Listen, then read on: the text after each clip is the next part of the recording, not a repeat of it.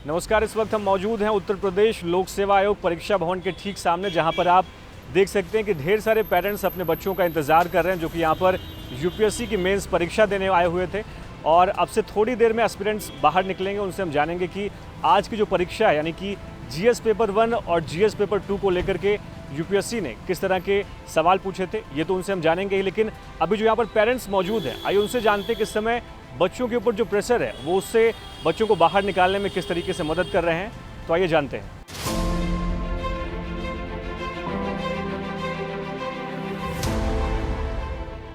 Sir, आपका नाम क्या और आप कहाँ से आए? मेरा नाम अश्विनी कुमार गौतम है, गोंडा से मैं आया हूँ। मैं अशोक मिश्रा यहीं लखनऊ का हूँ। हमारा नाम किरण सिंह है, मैं बाराबंकी से आई हूँ। मेरा नाम सत्येंद्र तिवारी है, मैं कानपुर से आया हूँ। डॉक्टर अनिल कुमार मिश्रा कानपुर से। मेरा एसबी सिंह नाम है। कहाँ से आए? यहीं से लखनऊ से हैं। इस समय आप आए हुए हैं बच्चे को पेपर दिलाने के लिए, तो ये बच्चे का खुद का सपना है सिविल सर्विसेज में आना, या पेरेंट्स चाहते हैं कि सिविल सर्विसेज में? नहीं, बच्चों का आजकल बच्चों को जो ना खुद का ही सपना होता है, खुद ही बच्चे अपने आप डिसाइड करते हैं। हाँ, पेरेंट्स सहयोग कर रहे हैं, सिर्फ जो है उनका अपना डिसीजन है।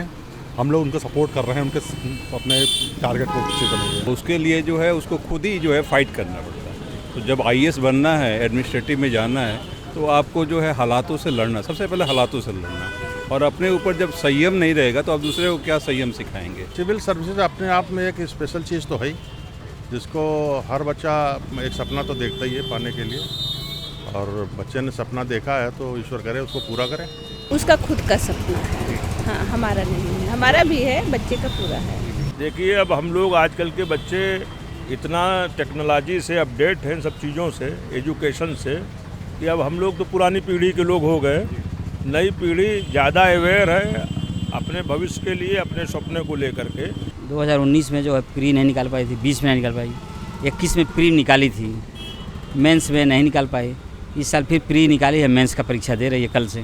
कैसा प्रेशर आप उनके ऊपर महसूस कर रहे हैं, और एज अ पेरेंट आप उनको उस प्रेशर से बाहर लाने के लिए किस तरीके से मदद कर रहे हैं? देखिए कि एग्ज़ाम कोई भी प्रेशर तो हर एग्ज़ाम का होता है।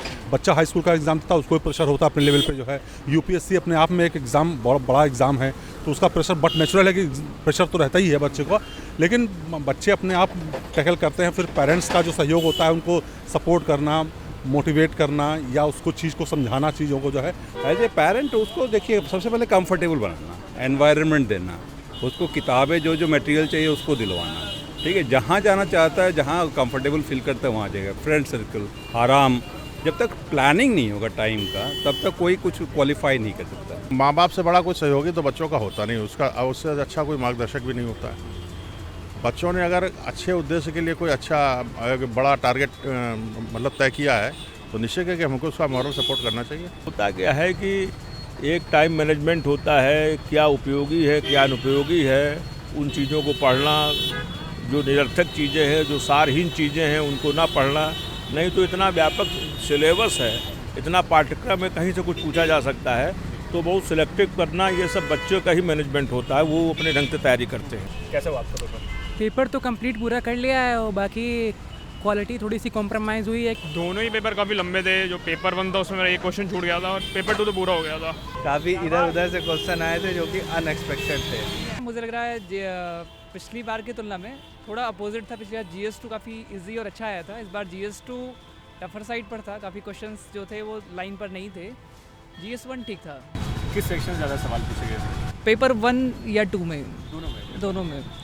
1 में इस बार इन्होंने वर्ल्ड हिस्ट्री से क्वेश्चन ही नहीं पूछा, और जियोग्राफी के काफ़ी ज़्यादा क्वेश्चंस थे। पेपर 1 में सोसाइटी के भी क्वेश्चंस जो थे वो काफ़ी अप्लाइड थे। पेपर 2 की अगर बात करूँ तो एज़ यूजुअल इन्होंने इसमें पेपर 2 में बैलेंस रखा था, बल्कि मैं कहूँगा सोशल जस्टिस और NGO SSGs वाले क्वेश्चन इन्होंने इस बार कम कर दिए। और इवन कोर पॉलिटी के क्वेश्चंस इनके ज़्यादा थे। इस बार इन्होंने क्या किया, GS3 के भी टॉपिक्स को मिक्स किया। जैसे एनवायरनमेंट के 2 क्वेश्चंस थे, एक 10 मार्कर में भी, एक 15 मार्कर में भी। तो मतलब GS2 काफ़ी अप्लाइड था इस बार। दोनों पेपर में ये समझ लो कि आज के पेपर में आप ये समझिए हिस्ट्री और कल्चर पे वेटेज ज़्यादा था इस बार यूपीएससी का। फर्स्ट सेक्शन में सोसाइटी के क्वेश्चन काफ़ी सारे थे। मॉडर्न हिस्ट्री के 3 to 4 क्वेश्चन थे जो फिर रहते ही हैं। ज्योग्राफी का अच्छा खासा वेटेज था। वर्ल्ड हिस्ट्री एब्सेंट थी। एंड सबसे पेपर GS1 में ईजियर साइड्स पे मॉडर्न हिस्ट्री रही, और GS2 में 10 markers are comparatively easy than 15। जहाँ तक मुझे लग रहा है हिस्ट्री से ही आए थे GS1 में। आर्ट एंड कल्चर से 2-3 सवाल थे। GS2 में तो वही जो पैटर्न रहता है IR से 4 और पूरा क्वेश्चन पेपर अटेम्प्ट किया आपने?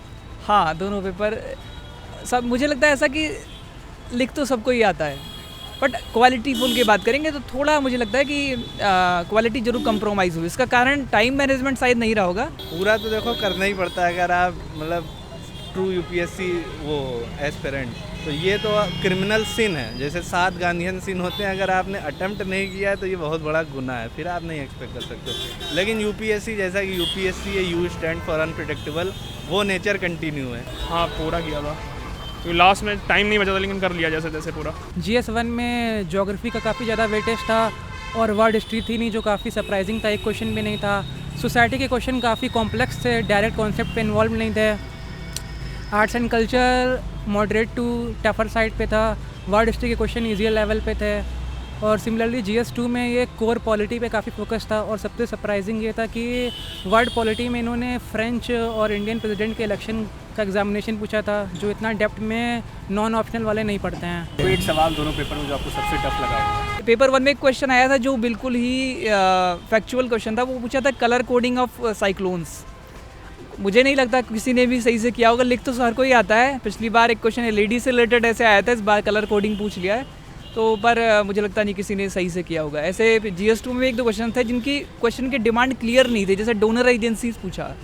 अब डोनर एजेंसीज के इंटरप्रिटेशन डिफरेंट हो सकते हैं। कोई SSGs NGOs को मान सकता है, कोई ग्रांटिन और वर्ल्ड बैंक को भी मान सकता है। तो मतलब बहुत क्लियरिटी नहीं थी काफ़ी क्वेश्चंस में। इवन इन्होंने इस बार क्या किया, कई क्वेश्चंस ना डायरेक्ट एक ऐसे स्टेटमेंट दिया जिसको पार्ट्स में डिवाइड करना बहुत कठिन था। तो 15 मार्कर में कैसे कोई इंसान 3 पार्ट्स में 2 पार्ट्स में ब्रेक कर सकता है? एक तो यही था यार, और वो जेन्युइन भी था कि मान लो मुझे लगा कि इतना रिसेंट नहीं आएगा कि यही बुल और लायन वाला, तो एग्जैक्ट कंटिन्यूटी नहीं थी। तो उसमें भी मैं UPSC को ब्लेम नहीं दे सकता हूँ कि अगर वो इसमें भी पूछ रही है कि हमारी पार्लियामेंट में कुछ नया हो रहा है और उसमें इतना फोकस या कंट्रोवर्सी बन रही कि ये इतना रूथलेस फिरोशियस क्यों है तुम्हारा लायन, तो मैं उसमें तो नहीं दे सकता हूँ। बट हाँ, मुझे वो उतना अच्छे से नहीं आता था, मैंने उसको इंटरप्रेट करके जैसे तैसे दिया है। टफ क्या, कलर कोडिंग वाले में कोई नॉलेज नहीं थी तो उसको बस अटेम्प्ट ही करा है। बाकी सोसाइटी के क्वेश्चन काफ़ी एनालिटिकल थे, काफ़ी इन डेप्थ नॉलेज थी, तो उनको 7 और 11 मिनट में अटेम्प्ट करना विद अबव एवरेज आंसर थोड़ा सा डिफिकल्ट लगा मुझे।